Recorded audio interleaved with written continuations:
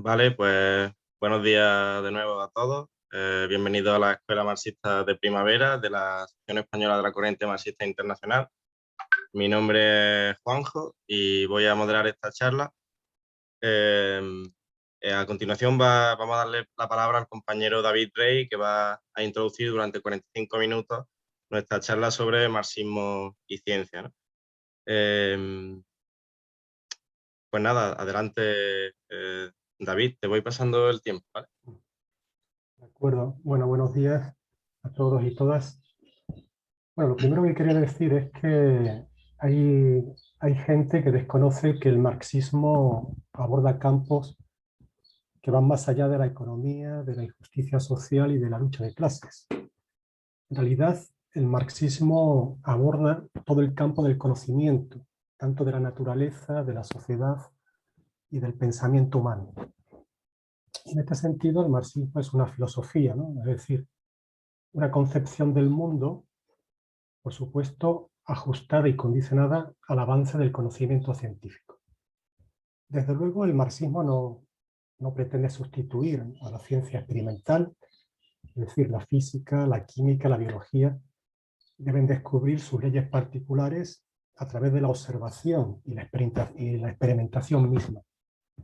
Pero el marxismo se basa en una filosofía llamada materialismo dialéctico, que ha sintetizado un conjunto de leyes muy generales, y aquí es lo interesante, es un conjunto de leyes que tienen una aplicación universal en todos los fenómenos materiales, en la naturaleza, la sociedad humana y el pensamiento, y esto tiene una enorme importancia.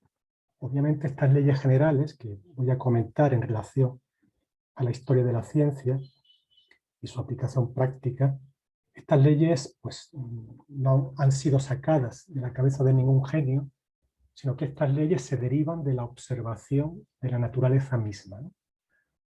Hay que decir que en sus inicios, tanto la filosofía, es decir, buscar una explicación al mundo en el que vivimos, al mundo que nos rodea, y las ciencias naturales estuvieron unidas, ¿no? Formaban parte de una misma campo, ¿no? de estudio, y no es casualidad que nacieran en la antigua Grecia.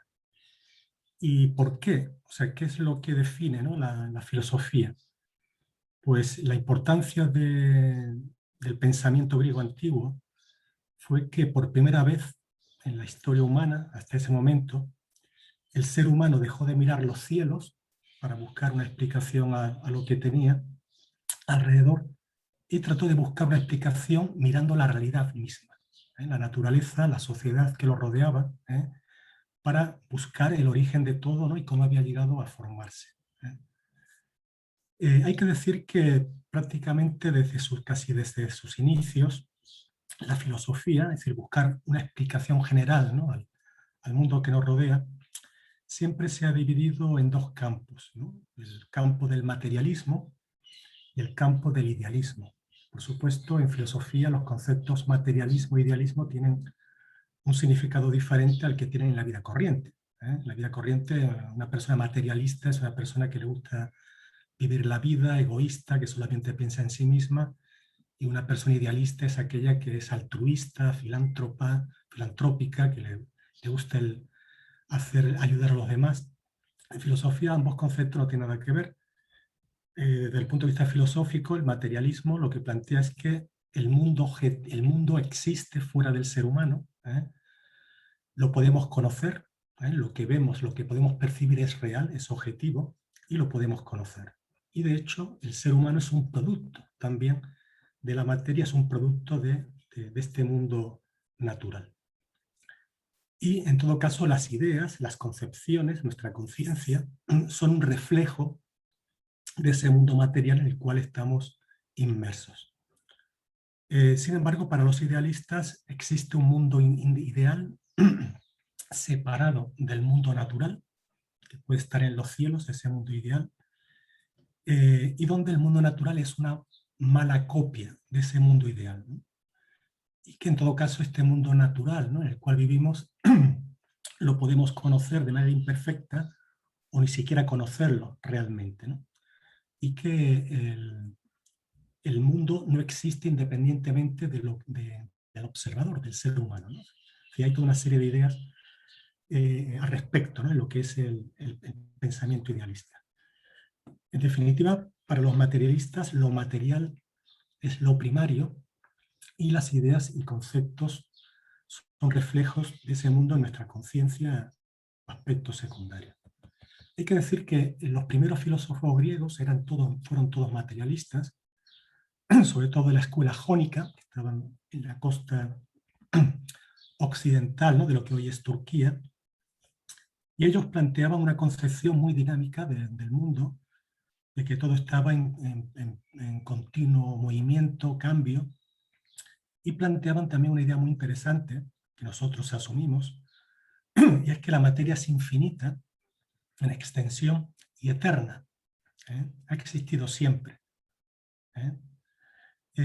Hay que decir, por ejemplo, que incluso ya, ¿no?, en los albores de la ciencia moderna, en el siglo XVIII, ya se planteó un postulado que sigue siendo aceptado todavía, incluso por la ciencia moderna, y es que la materia no se crea ni se destruye, se transforma. Es un postulado central que no conoce o no debería conocer, ¿no?, ninguna violación, aunque como luego veremos, Einstein completó esta definición, ¿no?, y él demostró, como luego veremos, que la materia y la energía, digamos, son dos formas comunes del comportamiento de la materia. Es decir, que materia y energía son lo mismo, son manifestaciones diferentes de una misma cualidad, ¿no?, que es la materia en sí misma. Con lo cual podemos decir que realmente la suma de la materia y de la energía ni se crea ni se destruye, sino que se transforma, ¿no? Hay que decir, por ejemplo, que incluso aspectos de la ciencia, ¿no?, que pueden parecer, ¿no?, pues muy alejados de cuestiones naturales, por ejemplo las matemáticas, ¿no?, que hablan de números, de conceptos muy abstractos, también tienen un origen material.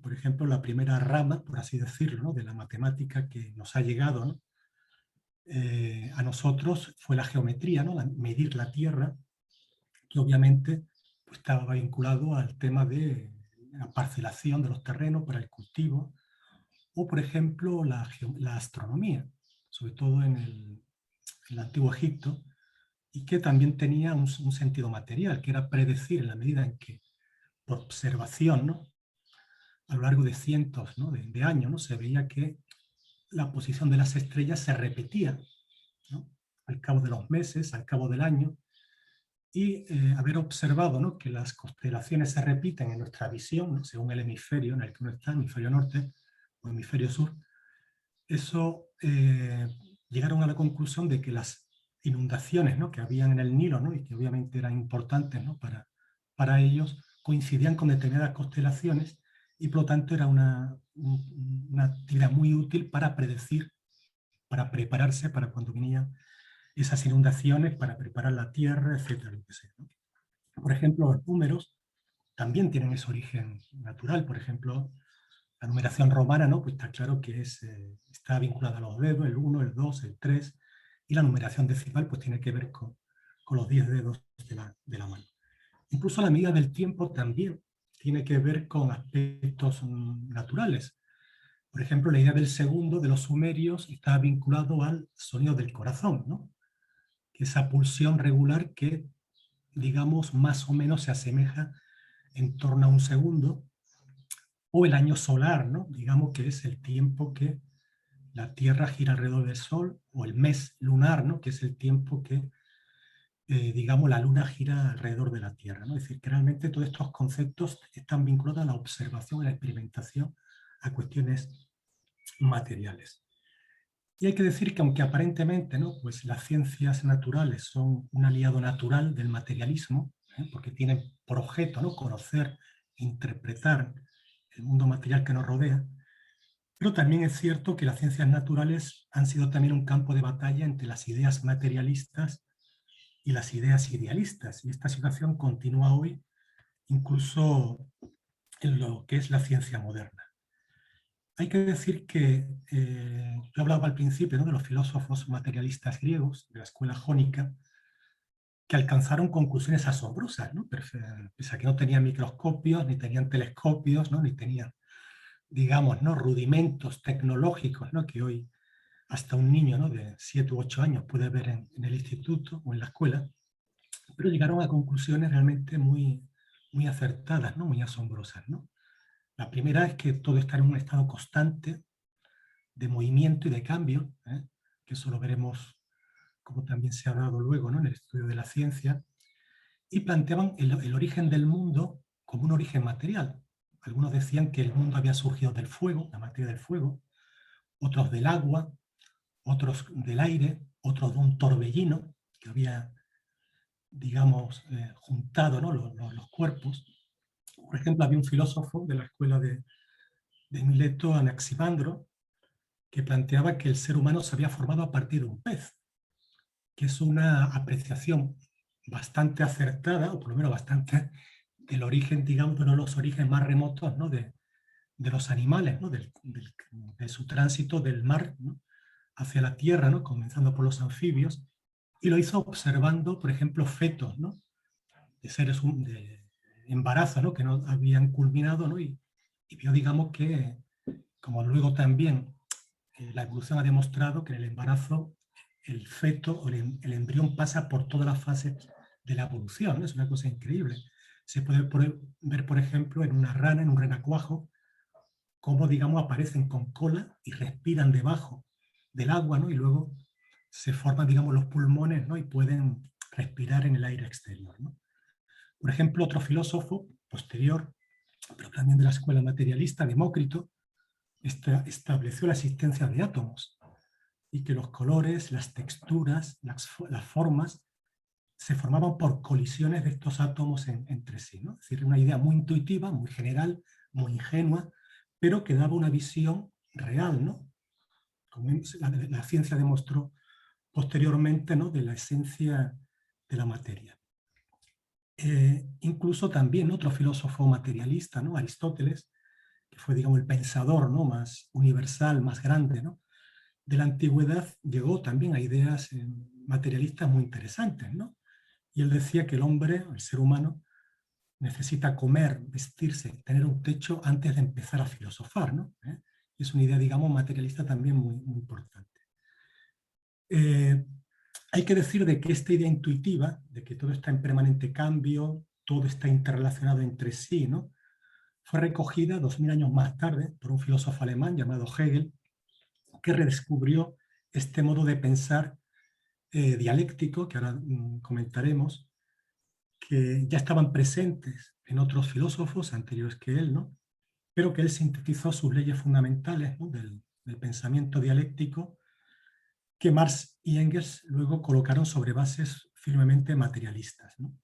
Porque claro, yo he hablado de un aspecto, ¿no? El tema del materialismo, pero en el conocimiento existe, digamos, otro aspecto, ¿no? Que es, digamos, una vez que hemos establecido que la materia es lo primario, cómo la materia llega a formarse, cómo la materia se transforma, cómo la materia evoluciona y expresa la multiplicidad de aspectos que podemos ver, ¿no? Desde las piedras, desde las nubes, desde los seres humanos, los seres vivos, ¿no? Cómo, digamos, esa materia abstracta, como concepto abstracto, se nos revela con su, digamos, variedad infinita, ¿no? Y para eso, digamos, los griegos también plantearon toda una serie de relaciones que han quedado establecidas como relaciones dialécticas, ¿no? Y bueno, hay que decir que cuáles son estas leyes, ¿no? Generales, estas leyes dialécticas que yo mencioné al principio, que se dan en la naturaleza y del cual el marxismo extrae su método de análisis para aplicarlo a la historia, a la economía y a la sociedad. Ya hemos establecido de que la materia está en un movimiento permanente, constante, pero claro, ¿qué es lo que hace aparecer este movimiento? ¿Por qué se mueve? ¿Por qué se nos aparece, digamos, este estado, este dinamismo de la materia? Y es por la existencia de una tensión interna. Todo lo que existe, digamos, se manifiesta porque tiene una característica, y es que contiene, digamos, tensiones internas que hacen moverse. que hacen, digamos, manifestar su existencia, ¿no? Por ejemplo, en un circuito eléctrico tenemos un polo negativo y un polo positivo, ¿no? Y por lo tanto los electrones van de un lado a otro, ¿no? Atraídos por la carga contraria, ¿no? Por ejemplo, nosotros podemos ver por la existencia de dos elementos opuestos, que es la luz y la oscuridad. Es el contraste entre la luz y la oscuridad que podemos percibir. Los objetos, ¿no? Podemos percibir los colores, ¿no? Etcétera, ¿no? Por ejemplo, ¿qué es la audición? La audición es la contradicción, es la tensión entre el sonido y el silencio.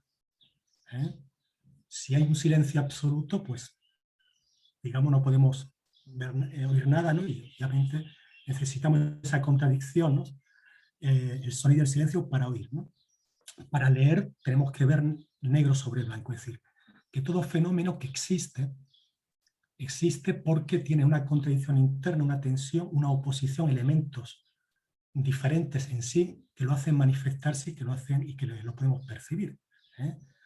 Por ejemplo, la división sexual, ¿no? Es otro elemento, ¿no? Dialéctico de la unidad y lucha de contrarios, ¿no? Que es la manera en que Marx y Engels definieron este tema, ¿no?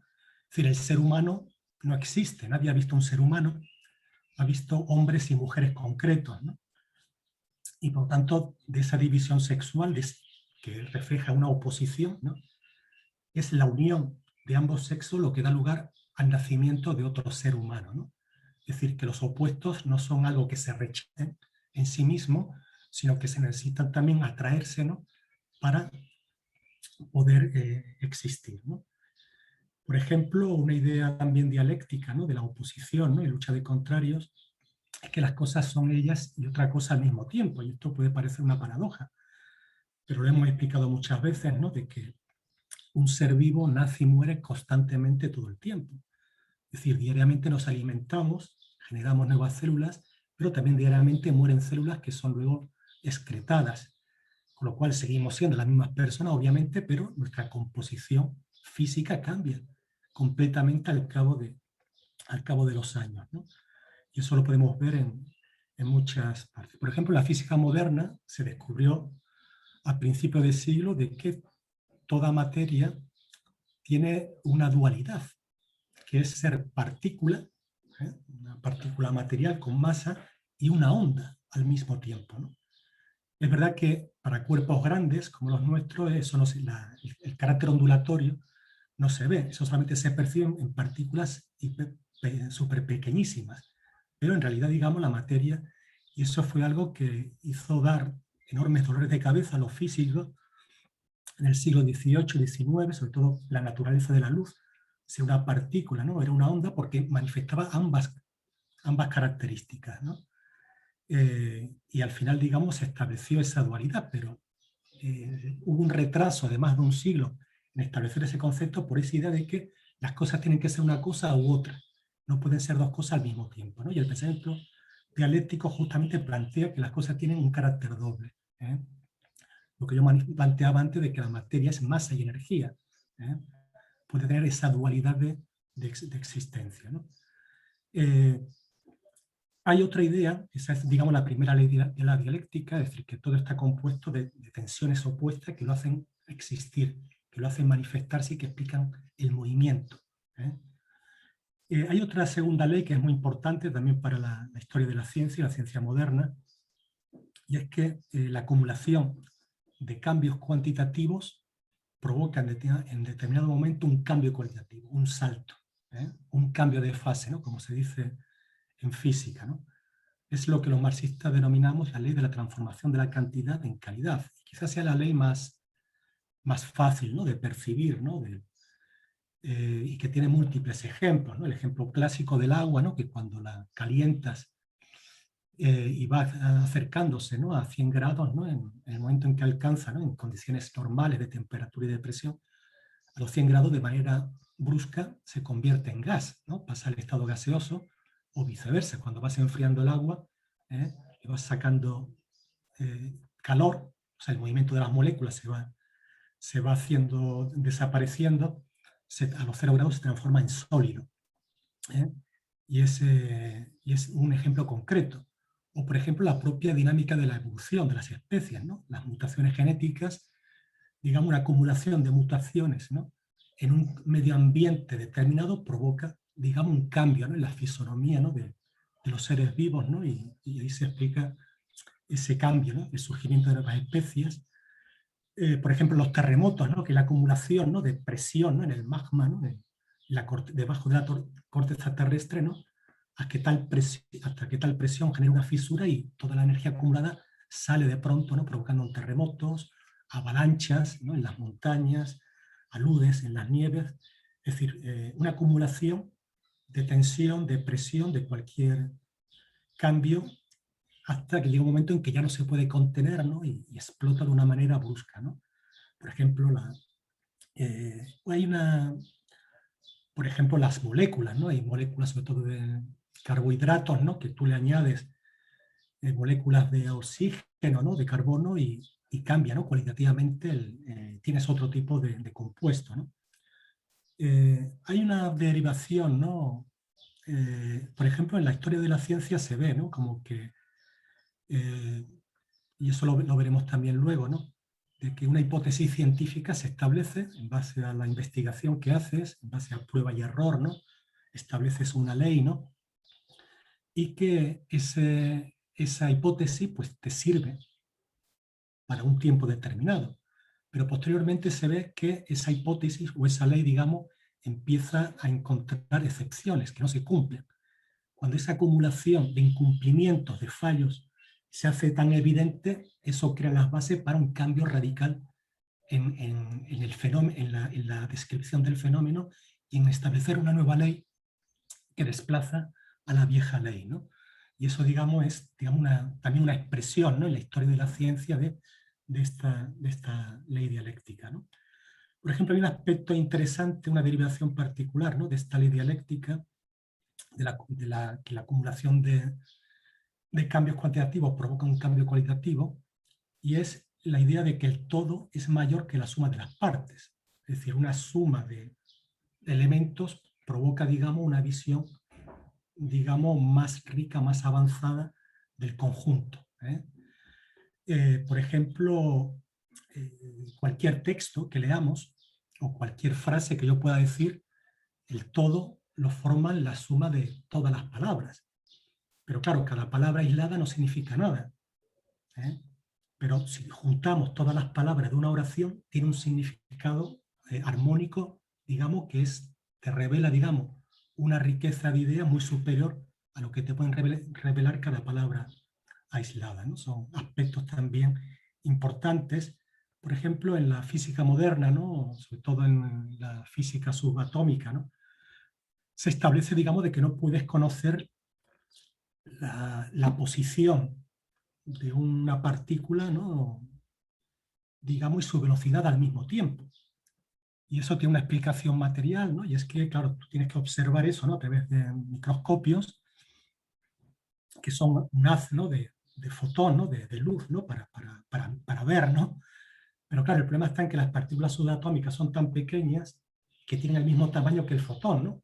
Con lo cual el fotón, cuando choca, ¿no?, y rebota, para que podamos ver, al chocar dos partículas del mismo tamaño, la desvía. Por lo tanto, cuando quieres volver a mirar ya no la encuentras, ¿no? Es decir, que realmente es una realidad, pero lo que sí han conseguido los científicos es poder estudiar un conjunto de electrones. O sea, aunque no puedes conocer la posición y la velocidad al mismo tiempo de un electrón, sí puedes conocer la de una nube electrónica. O sea, el todo es mayor que la suma de las partes, y ese conocimiento de la nube electrónica te da resultados muy exactos, ¿no?, y que realmente te permiten avanzar en el conocimiento, ¿no?, de la ciencia, ¿no? Es como, digamos, el tema de una hormiga y un hormiguero, ¿no? Parece que una hormiga sola, digamos, está ahí, digamos, merodeando, ¿no?, sin sentido ni objeto, pero un hormiguero se comporta como un todo, ¿no?, concreto, ¿no?, y coordinado y armónico, ¿no?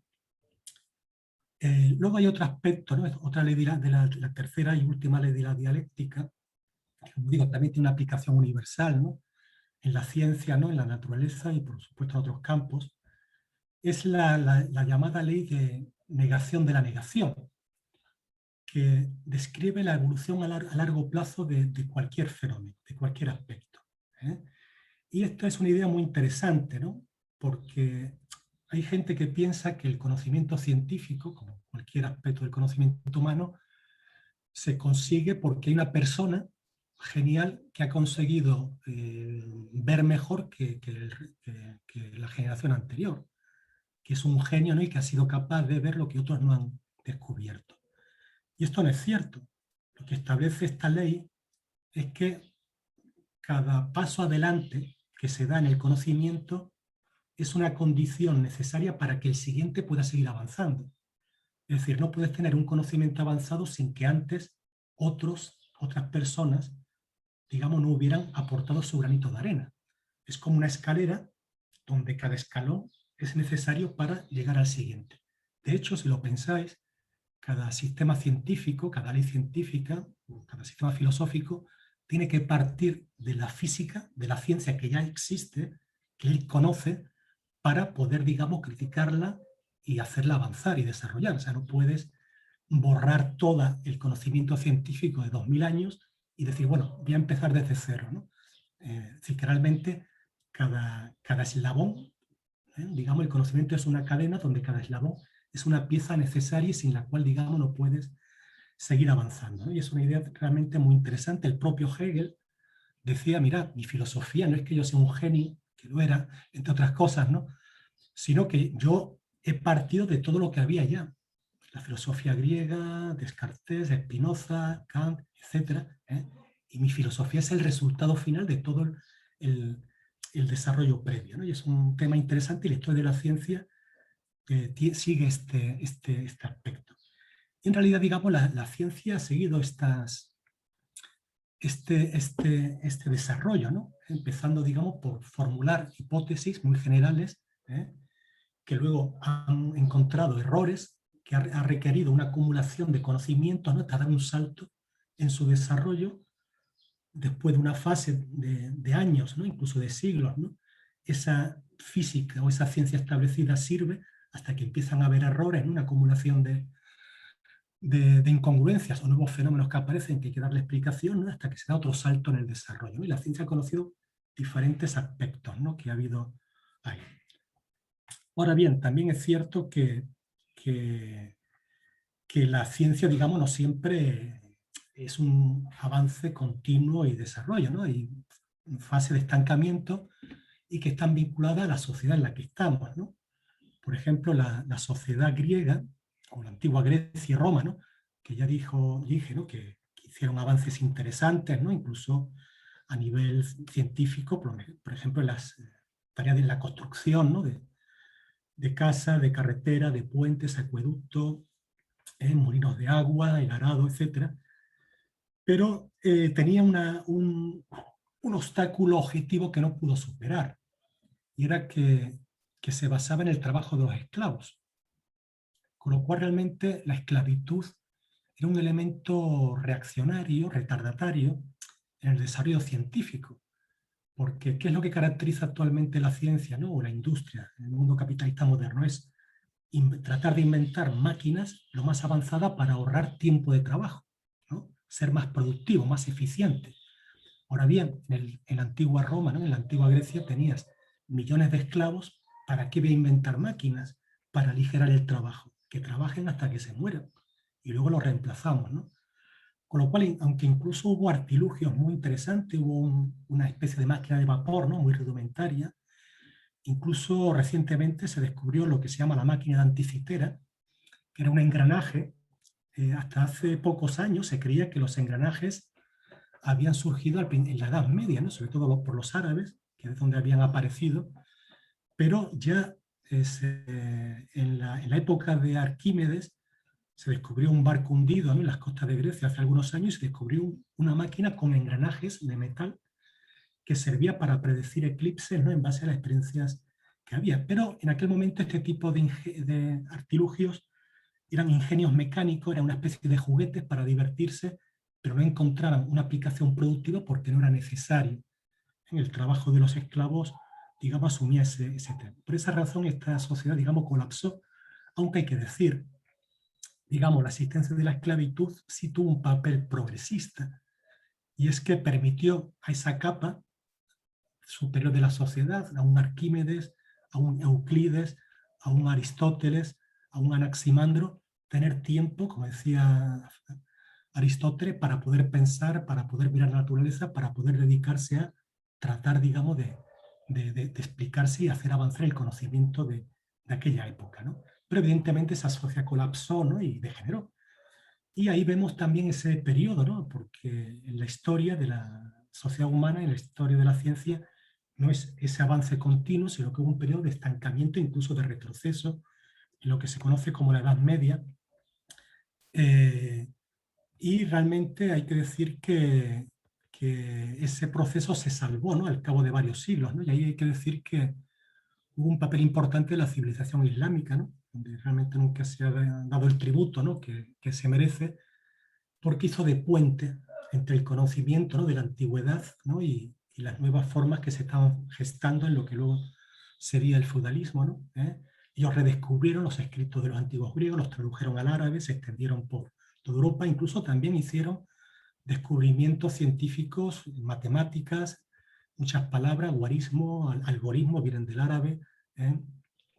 O en el tema también de cuestiones concretas, ¿no? Por ejemplo, en el tema de la alquimia, ¿no? Que existía ya antes de los árabes, pero ellos, digamos, le dieron un desarrollo importante.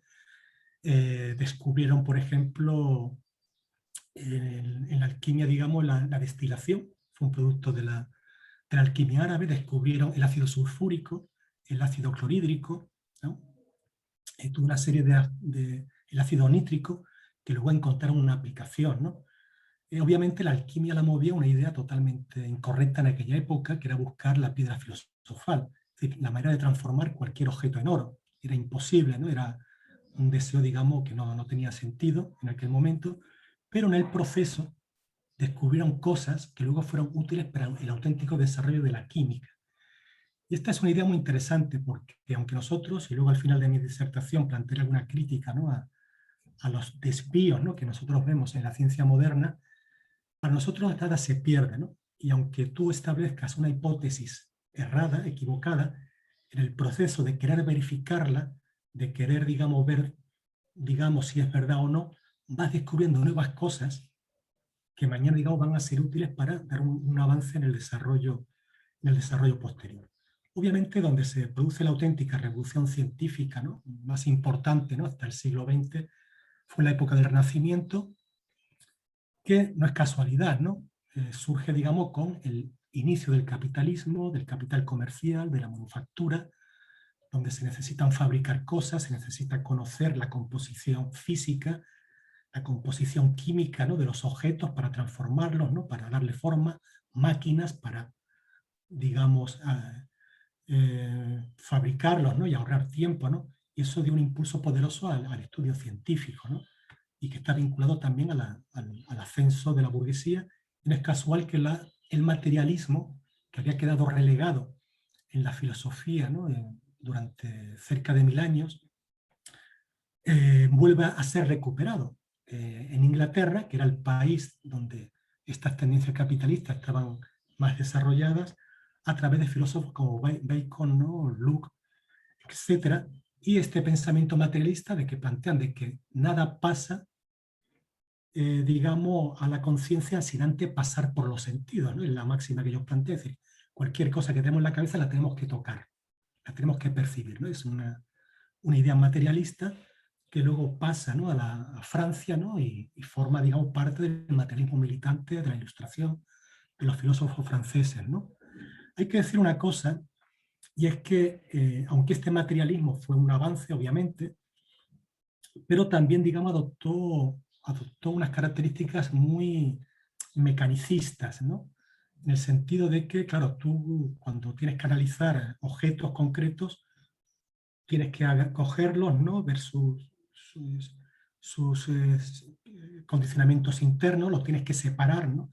Analizarlo aisladamente, ¿no?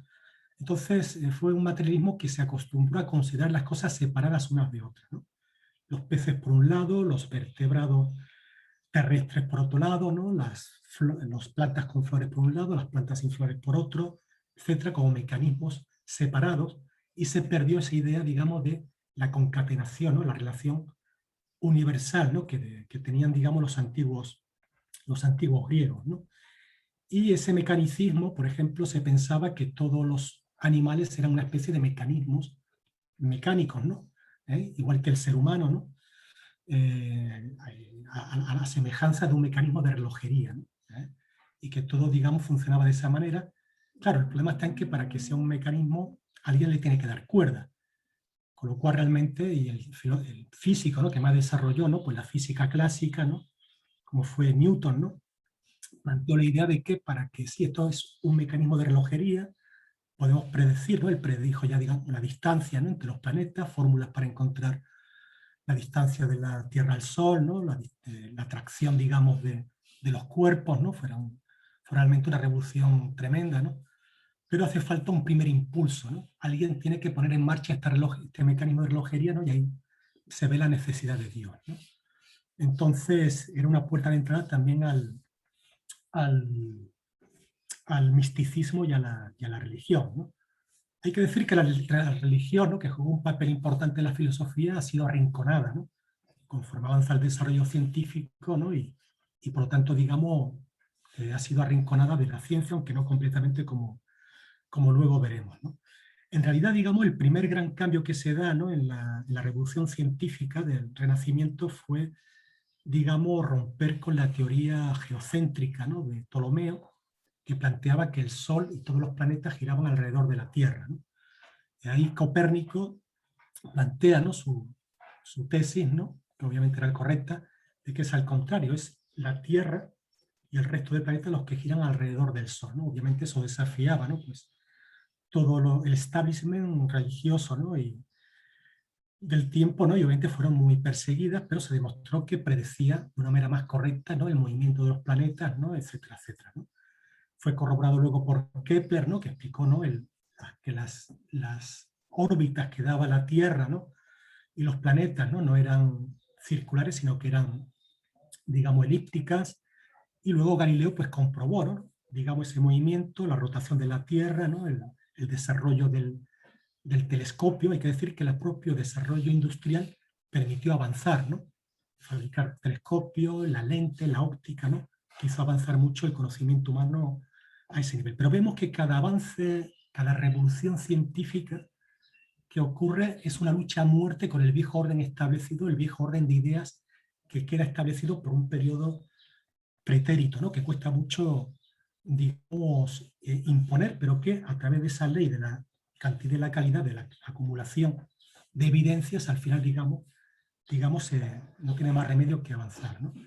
Esa visión estática, que fue, digamos, el nuevo paradigma, ¿no? que quedó establecida en la física clásica, ¿no? el siglo XVII y XVIII, ya empezó a ser desafiado a fines del siglo XVIII, ¿no? Por ejemplo, el primero fue Kant, un filósofo, curiosamente, que postulaba la formación, ¿no? de los sistemas planetarios, y él planteaba que lo que existían inicialmente eran gases que se habían condensado hasta formar planetas y estrellas. Y es una idea muy real, muy ajustada a lo que la ciencia moderna ve en la formación de los sistemas solares, ¿no? o las galaxias, ¿no? Luego otro fue, digamos, la evolución de las especies, ¿no? en el siglo XIX, a través de Darwin y otros, ¿no? que, digamos, constataron que, digamos, las especies no habían sido hechas por el creador, ¿no? Para toda la eternidad, sino que habían evolucionado de seres inferiores, ¿no? Por ejemplo, otro aldabonazo, ¿no? a esta idea rígida de que todo ha sido creado, ¿no? y ordenado, ¿no? por los siglos de los siglos, es la geología, la formación del planeta Tierra, de la corteza terrestre, donde realmente son placas tectónicas que se van moviendo muy lentamente, ¿no? por presiones internas, ¿no? y que la configuración, digamos, geográfica, ¿no? y geológica del planeta cambia constantemente, ¿verdad? que a escalas, digamos, de tiempo muy, muy grandes, ¿no? O, por ejemplo, el tema de esta visión también mecánica, ¿no? de la luz, ¿no? Cuando se demostró, digamos, de que la luz, digamos, no es un continuo, no es un chorro continuo, sino digamos que son, digamos, tiene como se dice en física, tiene una composición discreta. Si la luz son, digamos, paquetes, ¿no? Es como una especie de ametralladora de balas, ¿eh? Cada bala se llama cuánto, ¿no? Y es, digamos, pues un fotón, ¿no? Es decir, que realmente, y eso tuvo enormes implicaciones en la creación de la ciencia moderna, ¿no? La mecánica cuántica, ¿no? Viene esta palabra cuánto, ¿no? Y del comportamiento ondulatorio de las partículas subatómicas, ¿no? Más pequeñas, ¿no? Así que realmente son teorías, ¿no? Que rompían, ¿no? Con la visión establecida y que hubo una lucha muy fuerte, ¿no? Desde el punto de vista ideológico y físico, digamos, para que al final se impusieran, porque obviamente explicaban la realidad mejor que las viejas teorías, ¿no? Y como vemos, digamos, pues son, digamos, un desarrollo dialéctico, ¿no? De estas leyes que yo mencioné al principio, de cómo la ciencia evoluciona, cómo el conocimiento humano evoluciona sobre la base, ¿no? De movimientos continuos, de tendencias opuestas, ¿no? Que permiten, digamos, expresar el movimiento, de que la acumulación de conocimiento provoca un cambio cualitativo en ese conocimiento, ¿no? Incluso cómo no puedes avanzar sin basarte en el conocimiento anterior, aunque fuera un conocimiento erróneo, ¿no? La negación de la negación, incluso volver a ideas que habían sido desechadas porque no había evidencias que las sostuvieran, eran meras inspiraciones, pero que posteriormente la ciencia demostró que eran correctas. Por ejemplo, la alquimia en su momento era totalmente incorrecto. ¿Cómo puedes transformar cualquier objeto en oro? Es imposible, parece una estupidez. Pero con la ciencia moderna, como se ve que lo que diferencia un elemento de otro, el hierro del oro, es la cantidad de protones que tienes en el núcleo. Es decir, si tú le quitas, si tú ahora no recuerdo quién tiene el peso atómico mayor, si era el oro o el hierro, pero creo que era el oro, lo que tienes que hacer es quitarle electrones o meterle más protones, ¿no? Al hierro, y puedes conseguir transformarlo en oro, si consigues ponerle el mismo número de protones que tiene el átomo de oro. Pero claro, el problema está en que es tan costoso, hay que emplear tanta energía en meter, ¿no? Esos protones y en juntarlos, ¿no? Y es tan complicado que realmente vas a gastar más en hacerlo que en el oro que vas a obtener para tener, digamos, pues una micra de oro, ¿no? Es decir, que realmente es un tema interesante esta idea, ¿no? De esta dinámica del desarrollo científico. Yo solamente para terminar, ¿no? Que ya no tengo más tiempo, ¿no? Era que hay un error cuando se dice que los científicos formulan sus hipótesis exclusivamente en base a lo que ellos ven en la materia, ¿no? En sus investigaciones, y que no se ajustan a ningún tipo de subjetivismo ni de filosofía. Nosotros decimos que, no, que es un error. De hecho, lo que hemos comprobado, de una manera obviamente muy general, ¿no? Es que los momentos en que la ciencia está estancada, aparte de que faltaba evidencia, ¿no? para avanzar, también se ha debido a que en aquel momento los físicos, los científicos que estaban al frente tenían prejuicios de la sociedad en la que vivían que le impedían, digamos, avanzar más allá, ¿no? Hubo que esperar a una acumulación de datos abrumador para hacerlo avanzar. Pero también aquí vemos en la física moderna muchas de ese aspecto, ¿no? Por ejemplo, el tema genético, pues muchos científicos reaccionarios plantean de que la gente es egoísta, o la gente tiene tendencias asesinas, o la gente tiene tendencia a la delincuencia porque hay genes asesinos, genes egoístas, ¿no? Eso es totalmente una concepción idealista que no tiene ninguna base real, es una cuestión moral incrustada dentro de la ciencia, ¿no? De hecho, el genoma humano ha demostrado que solamente tenemos apenas 20 o 30.000 genes, cuando la mosca del vinagre tiene apenas 15.000 genes, ¿no? Es decir, realmente, digamos, es imposible que haya un gene para cada manifestación exterior del ser humano, sino que obviamente, digamos, esos son comportamientos externos al ser humano que tienen su explicación, ¿no? El egoísmo, las tendencias asesinas, ¿no? Como quieras llamarlo, a la sociedad concreta en la que tú vives, ¿no? No tiene nada que ver con la cuestión genética, pero es una manera de cómo la ciencia se usa en sentido reaccionario, ¿no? Por ejemplo, en el tema de la astrofísica es donde puedes ver incluso las tendencias más idealistas, incluso religiosas, incluso por científicos de renombre, como es la famosa teoría del Big Bang, ¿no? Como sabéis, se descubrió que el espacio que nosotros hemos podido percibir está en expansión.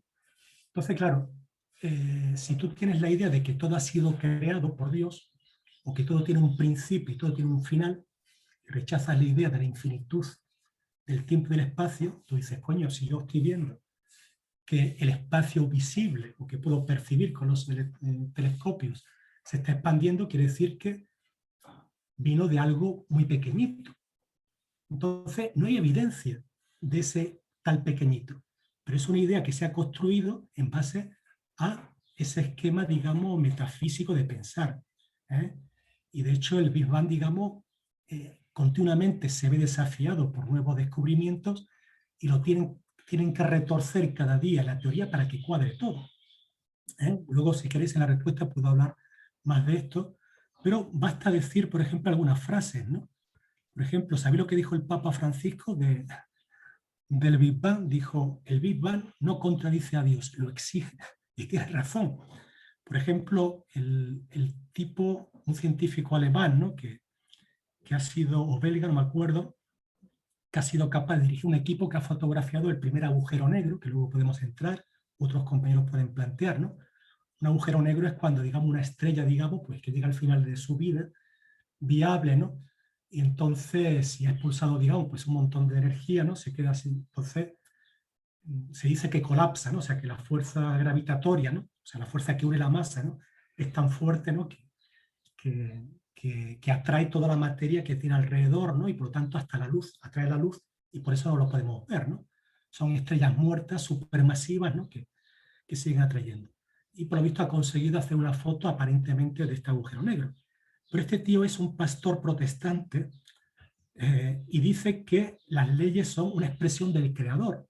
Es decir, son esta gente la que está al frente de muchos de estos aspectos científicos modernos, ¿no? Y es una cuestión de que la ciencia, incluso la ciencia moderna, que se supone que es lo más avanzado, no está exenta de interpretaciones idealistas, ¿no? Y de interpretaciones, digamos, místicas o religiosas, ¿no? Por ejemplo, algunos dicen que los agujeros negros son entrada a nuevos universos, digamos, ¿no? Como que existieran universos paralelos, algo que no hay absolutamente ninguna evidencia, pero tienen que dar una explicación lógica y se basan, digamos, en los propios prejuicios y las propias ideas que tienen a mano, ¿no? Y para nosotros, digamos, no negamos que existan explosiones en este pequeño rincón del universo, que es lo que aparece como una especie de Big Bang, sino que nosotros creemos, ¿no? Que la materia ni se crea ni se destruye, porque para justificar el Big Bang se está volviendo al creacionismo de la materia, algo que la ciencia siempre ha negado, de que de algo más pequeño que un átomo han surgido 100.000 millones de galaxias, ¿no? Que desafía, digamos, cualquier aspecto central, ¿no? Así que, bueno, pues son aspectos que están, digamos, en la ciencia contemporánea, ¿no? Y que evidentemente también expresa esta lucha, ¿no? Entre materialismo, idealismo, ¿no? Entre, digamos, concepciones, digamos, ¿no? Fantásticas, ¿no? Y la necesidad de dar un carácter dialéctico al avance científico. Yo solamente termino con una idea. ¿Qué utilidad tiene, ¿no? Si los científicos asumieran esta idea de la dialéctica? Que algunos la asumen, digamos, incluso de manera inconsciente, de que todo está en constante estado de cambio y movimiento, de que todo se mueve por oposición, por existencia de elementos contrarios, ¿no? Que explican el movimiento, de que la acumulación de cambios cualitativos da cambios cualitativos en todos los aspectos, ¿no? De la naturaleza y de la mente humana, del conocimiento, y de que cada paso dado es una condición para dar pasos posteriores, ¿no? Una evolución. Y es, por ejemplo, fijaos, ¿no? El virus. Ahora que estamos con el virus, termino ya con este ejemplo. La gente, puede haber gente, digamos, que cree que con que te entre un virus, un solo virus por la boca, ya estás infectado de COVID. Y no es así, ¿no? De hecho, digamos, lo que ocurre es que hace falta una cantidad mínima de virus, pues no sé si serán 500, si serán 1000 o serán 10.000, para que esa cantidad mínima venza la resistencia inicial, ¿no? Que nuestro cuerpo opone para que la infección se extienda. Es decir, hace falta una acumulación de cantidad, lo que en física sería un umbral, ¿no? Mínimo, para partir de ahí se da el salto cualitativo de que quedas infectado. Fijaos, si los científicos tuvieran esa concepción dialéctica, podrían avanzar mucho más rápido a la hora de enfrentarse a fenómenos. ¿Y qué haría la ciencia? Pues la ciencia también tiene que saber de que no basta con que metas un gramo de un antibiótico, ¿no? Una unidad de vacuna. Tienes que tener también una cantidad mínima, un umbral mínimo, ¿no? de antídoto, por así decirlo, para vencer la resistencia del virus. Es decir, que estudiar la cantidad mínima a partir de cual das un salto cualitativo en la batalla contra el virus de manera exitosa, fijaos, es una idea completamente dialéctica, y que si los científicos la tuvieran en mente podrían enfocar los problemas científicos de una manera mucho más efectiva, mucho más avanzada, ¿no? En este sentido, nosotros confiamos que sí, que Engel lo descubrió, luego lo podemos plantear, ¿no? En el tema del desarrollo del cerebro. Él planteaba que fue el trabajo humano lo que permitió, ¿no? A través de todo un proceso, el avance del cerebro, ¿no? Mientras que durante un siglo decían que no, los que fabricaron herramientas ya tenían un cerebro grande, ¿no? Hasta que al final se demostró que no era así, ¿no? Es decir, que realmente en la física moderna, en la ciencia moderna, continuamente en muchos científicos está el viejo método metafísico de pensar, que también se convierte en un obstáculo para hacer avances posteriores en este desarrollo, hasta que obviamente la cantidad de evidencias son tal que se prepara una revolución. Creemos que esa revolución está en ciernes, ¿no? Pero que obviamente hay que empujarla, ¿no? Hay que estimularla a través de también desarrollar, ¿no? De que estas ideas de la dialéctica materialista pues lleguen, digamos, a sectores cada vez más amplios, ¿no? De la ciencia, ¿no? Del mundo científico, ¿no? Y que además para nosotros lo interesante, digamos, no es ya esto, sino que si estas leyes dialécticas la naturaleza las reivindica, como creemos que es así, quiere decir que estos métodos dialécticos aplicados al estudio de la historia, al estudio de la sociedad, también son verdaderos, porque están reivindicados por la ciencia. Por lo tanto, esto demuestra que el método científico del marxismo para analizar el capitalismo y cómo debe ser derribado tiene una base científica, con lo cual, digamos, nuestra lucha está justificada también desde el punto de vista del conocimiento y del método científico. Vale, gracias.